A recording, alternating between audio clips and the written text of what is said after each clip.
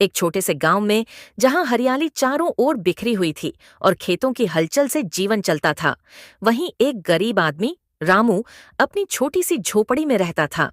रामू का जीवन संघर्षों और कठिनाइयों से भरा हुआ था, लेकिन उसके मन में आशा और मेहनत का दीपक हमेशा जलता रहता था। रामू के पास अपनी कोई जमीन नहीं थी। वह दूसरों के खेतों में मजदूरी करके अपना और अपने परिवार का पेट पालता था। रामू का परिवार छोटा था। उसकी पत्नी सीता और दो बच्चे थे, मुनिया और गोपाल। सीता भी गांव के औरतों के साथ मिलकर छोटी मोटी सिलाई का काम करती थी। फिर भी उनकी कमाई इतनी नहीं थी कि वे एक समय की रोटी चैन से खा सकें। हर सुबह सूरज की पहली किरण के साथ रामू उठता, खेतों में काम करने जाता और देर शाम तक मेहनत करता। खेत में काम करने के बाद भी उसे इतना पैसा नहीं मिलता कि वह अपने बच्चों की पढ़ाई और दवा का खर्चा उठा सके। उसके बच्चे अक्सर स्कूल जाने के बजाय माँ के साथ काम में मदद करते। रामू हमेशा सोचता था कि गरीबी से बाहर निकलने का कोई न कोई तरीका जरूर होगा। उसे विश्वास था कि मेहनत और ईमानदारी से वह अपने परिवार को बेहतर जीवन दे सकता है। एक दिन गांव में एक सरकारी अधिकारी आया, जो गांव वालों को स्वरोजगार योजना के बारे में बता रहा था। रामू ने ध्यान से सुना और समझा कि अगर वह छोटी सी रकम जमा कर ले तो उसे सरकार से सहायता मिल सकती है। यह सुनकर रामू ने निर्णय लिया कि वह मेहनत से थोड़ा थोड़ा पैसा बचाएगा और अपनी एक छोटी दुकान खोलेगा। यह निर्णय आसान नहीं था, क्योंकि जो थोड़ी बहुत कमाई होती थी वह रोजमर्रा की जरूरतों में खर्च हो जाती थी। फिर भी रामू ने अपने खाने का खर्च घटाकर पैसे बचाने शुरू किए। रामू का यह प्रयास गांव वालों को अजीब लगा। कई लोग उसका मजाक उड़ाते हुए कहते, रामू, तू तो एक मजदूर है, दुकान चलाना तेरे बस की बात नहीं है। लेकिन रामू इन बातों पर ध्यान नहीं देता। उसे अपने सपनों पर यकीन था। एक दिन उसकी बेटी मुनिया बीमार पड़ गई। डॉक्टर ने दवा के लिए पैसे मांगे, लेकिन रामू के पास बचत के अलावा कुछ नहीं था।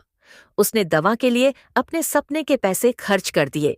वह रात भर बैठकर सोचता रहा कि क्या वह कभी गरीबी से बाहर निकल पाएगा। लेकिन अगले ही दिन वह और ज्यादा मेहनत करने का संकल्प लेकर उठा। कई महीनों की मेहनत के बाद रामू ने थोड़ा पैसा जमा किया और स्वरोजगार योजना के तहत सहायता के लिए आवेदन किया। कुछ दिनों बाद उसे सरकार से एक छोटी सी रकम मिली। इस पैसे से उसने गांव के मुख्य चौराहे पर एक छोटी चाय की दुकान खोल ली। शुरुआत में ग्राहकों की संख्या कम थी, लेकिन रामू अपनी चाय में एक खास स्वाद डालता था, जो धीरे धीरे मशहूर होने लगी। गांव के लोग उसकी ईमानदारी और मेहनत की तारीफ करने लगे। दुकान की कमाई से उसने अपने बच्चों को फिर से स्कूल भेजा और पत्नी को घर के कामों से राहत दी। रामू की दुकान धीरे धीरे चल निकली। उसने अपने बेटे गोपाल को भी दुकान में काम सिखाना शुरू किया। कुछ सालों में उसने अपनी दुकान को बड़ा किया और चाय के साथ समोसे और मिठाई भी बेचने लगा। उसकी दुकान अब गांव की सबसे पसंदीदा जगह बन गई थी। रामू ने अपनी मेहनत और संकल्प से यह साबित कर दिया कि अगर इंसान अपने सपनों पर विश्वास रखे और उन्हें पाने के लिए कठिन परिश्रम करे, तो कुछ भी असंभव नहीं है। अब रामू का परिवार सुखी था। उसकी बेटी मुनिया पढ़ लिख कर शहर में नौकरी करने लगी थी और बेटा गोपाल दुकान का काम संभालने में उसकी मदद करता था।